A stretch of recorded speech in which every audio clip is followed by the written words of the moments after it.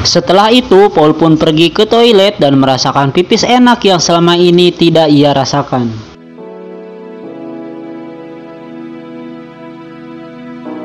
Dan di sini saya jelaskan sedikit bahwa John Coffey bin ABC mempunyai kekuatan supranatural yang dimana bisa menyembuhkan penyakit orang lain. Paul yang sudah sembuh pun pulang ke rumah, dan saat dia melihat istrinya yang semok dan nampol itu, Paul langsung mengajak istrinya untuk melakukan sedikit pengencerotan yang sangat luar biasa.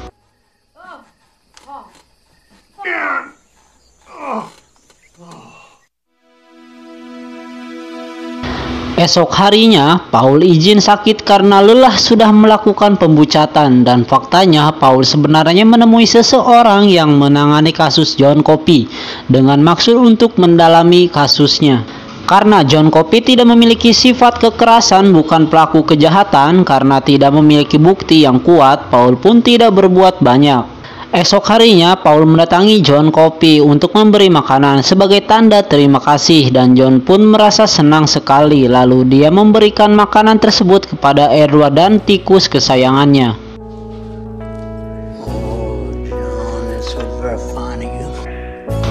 Dari kejauhan, Bill berteriak dan meminta rotinya juga, tapi John tidak memberinya. Bill yang kesal pun berteriak kasar kepada John. Paul yang mendengarnya memperingatkan Bill untuk menjaga mulutnya, tapi Bill malah meludahi Paul dan Paul pun memaafkannya. Esok harinya, Bill kembali berulah dengan mengencingi salah satu anak buah Paul hingga mereka harus bertindak lebih keras dan memasukkan Bill ke dalam ruang isolasi. Hey, listen now. No sneaking up on me this time. We'll go man to man.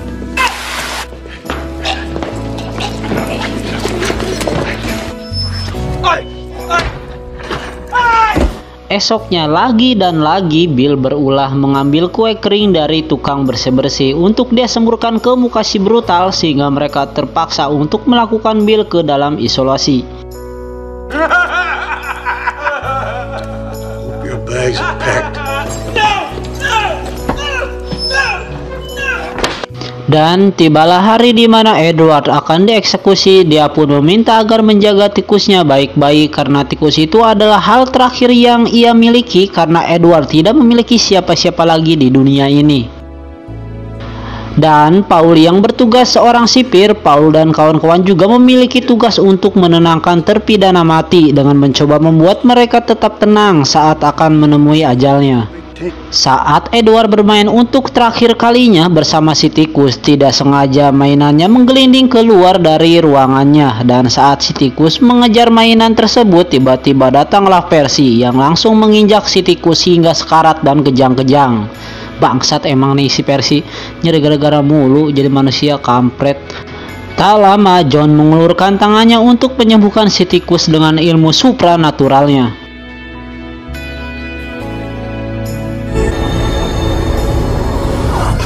Setelah selesai, John pun batuk-batuk dan seperti biasa mengeluarkan silaru ke udara, dan orang-orang yang ada di situ cuma bisa terdiam dan melongo. Dan Edward sangat berterima kasih dengan hal itu, lalu menitipkan tikusnya kepada John agar ia bisa menjaganya dengan baik. Paul dan kawannya pun mendatangi si Percy untuk memperingatkan dirinya bahwa untuk menjaga perilakunya di kemudian hari. Sesaat waktu eksekusi tiba, Percy bertugas di bagian terdepan untuk memimpin eksekusi tersebut, dan betapa goblok dan tololnya Percy saat dirinya sengaja tidak membasahi sponnya sehingga eksekusi ini akan berakhir dengan mimpi buruk.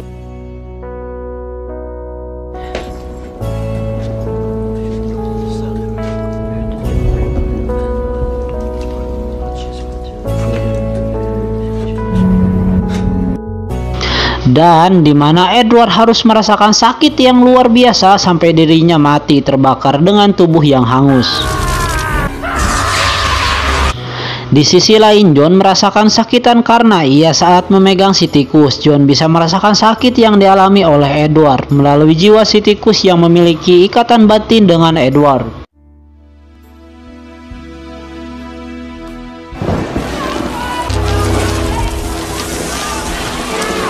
Suatu hari Paul berkunjung ke rumah Warden, di mana ia melihat istri Warden terlihat sangat memprihatinkan karena tumor otak yang dideritanya.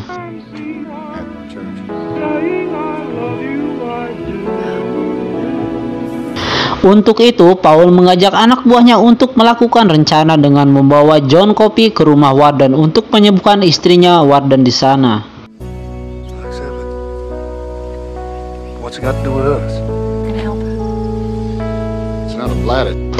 Dan tanpa sepengetahuan Warden, Paul dan kawan-kawan pun menyusun sebuah rencana untuk mengeluarkan John Copy dari penjara tersebut. Agar si Bill tutup mulut, mereka memasukkan obat ke dalam minumannya sehingga ia tidak sadarkan diri.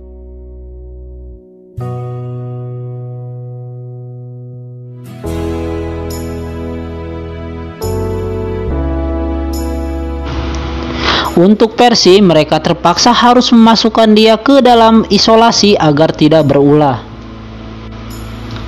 Namun saat akan pergi, tiba-tiba Bill sadar dan memegang tangan si John hingga membuat semua orang terkejut. Di situ John melihat perbuatan jahat Bill di masa lalu sampai-sampai membuat lampu di sekitar pecah, dan John pun mengatakan kepada Paul bahwa Bill adalah orang jahat. Setelah Bill kembali pingsan, mereka pun membawa John ke rumah Warden. Tiba di sana, Warden pun kaget dan menodongkan senjatanya ke arah si John. Paul dan kawan-kawan pun panik dan meminta Warden menurunkan senjatanya. Dan sesampainya di kamar, John langsung menarik penyakit yang diderita istrinya Warden. Lampu tiba-tiba menjadi terang, rumah bergetar, dan dengkul bergoyang. Setelah selesai, betapa terkanyutnya mereka saat melihat istri Warden kembali cantik dan pulih sebelumnya. Dan John terlihat tersedap, tidak mengeluarkan silaru seperti sebelumnya. Hal itu membuat tubuhnya lemas sehingga harus digotong oleh Paul dan brutal. Sang istri yang menangis bahagia memberikan sebuah kalung kepada John sebagai rasa terima kasih. Setelah itu, mereka kembali ke penjara. Sesampainya di sana, mereka pun mengeluarkan Percy dari ruangan isolasi. Namun, yang terjadi selanjutnya tiba-tiba tak terduga John menarik Percy dan mentransfer partikel yang ada di mulutnya ke dalam tubuh Percy sehingga membuat Percy terlihat pucat dan sekarat. Dan itulah bayaran yang sudah ia lakukan perbuatannya. Saat jalan keluar, tiba-tiba Bill sadar kemudian mengatakan hal kasar kepada Percy. Tak diduga Percy mengambil pistolnya kemudian menembak Bill hingga tewas. Lalu Percy mengeluarkan partikel dari dalam mulutnya yang tadi sudah dipindahkan oleh John.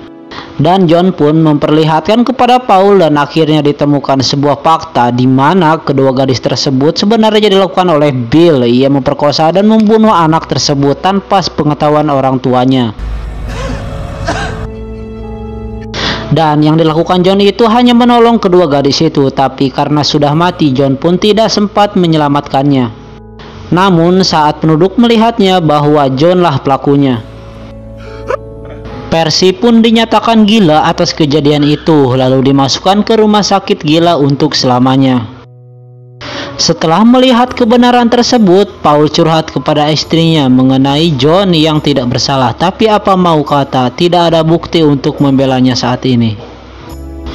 Sang istri pun menyarankan agar Paul bicara kepada John dan cari tahu apa yang diinginkannya.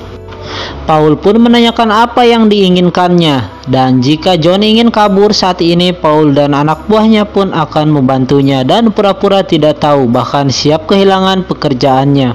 Brutal bertanya apakah ada hal lain yang diinginkan, dan John menjawab, saya belum pernah menonton film seumur hidupku. Mereka pun mengabulkan permintaan terakhir si John. Dan dengan sangat berat hati, mereka pun harus membawa John ke tempat di mana melihat sang keajaiban Tuhan mati di depan mata mereka sendiri.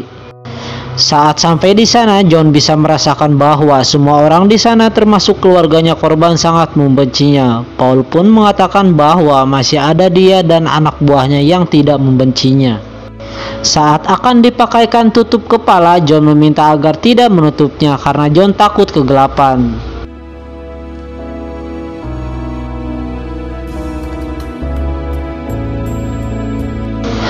Tiba saatnya Paul dan kawan-kawan pun sangat amat sedih hingga meneteskan air mata melihat eksekusi tersebut.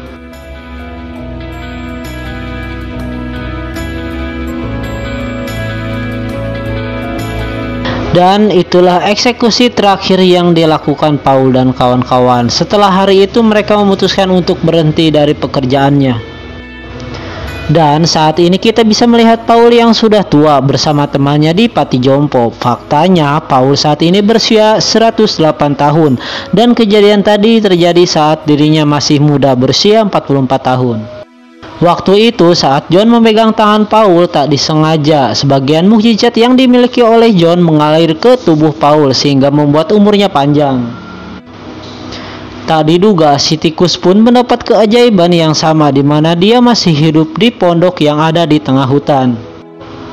Kenyataannya Paul harus berulang kali merasakan sakit saat ditinggal oleh orang yang dikasih seperti mantan, rekan, anak, dan istrinya. Di mana umur panjang yang ia miliki menjadi kutukan tersendiri sebagai bayaran dari semua eksekusi yang dilakukannya di masa lalu. Dan saat mendengar lagu yang sama, Paul selalu bersedih mendengarnya. Dan film pun selesai. Oke, sekian alur cerita dari saya. Saya Bob bersama kru undur diri dari hadapan Anda. Semoga Anda sehat, banyak rezekinya, dan wassalam.